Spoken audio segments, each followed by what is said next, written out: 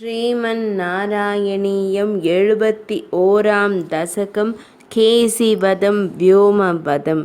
சிந்துவிற் பிறந்தாள் உனை அடைந்ததெண்ணி சிந்துவின் புரவியாய் உருமாறி நின்றான் கஞ்சனுக் கினியனாம் கேசியவன் தானே அஞ்சிலன் நின்னைக் கொல்லவே வந்தான்.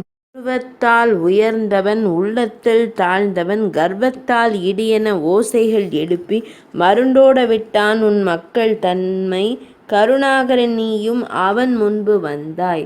பிருகுகாலால் தீண்டியதெண்ணி கருடனை ஊர்தியாய்க் கொண்ட உன்னை தருக்கினால் மார்பில் உதைக்க வந்தான் புரவியின் வடிவம் கொண்டிருந்த அவுணன்.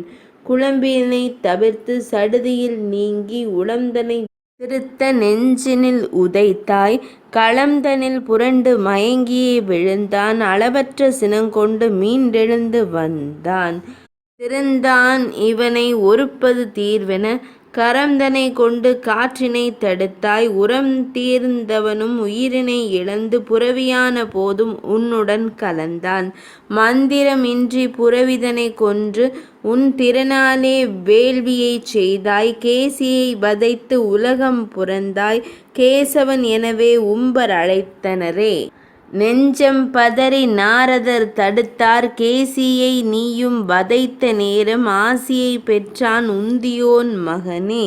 மாயர்களோடு காட்டிலே கழிக்கையில் மயனின் மகனவன் வியோமனும் வந்தான் கள்வரும் ஆயினர் காவலர் ஆயினர் கள்வரில் ஒருவனாய் அவுணனும் வந்தான் ஆயர் தம்மையும் ஆவினம் தம்மையும் மாய்க்க முயன்றான் நின்னால் மாண்டான்.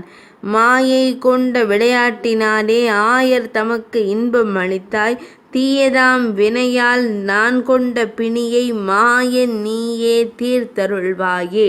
71ஆம் தசகம் இனிதே நிறைவடைந்தது.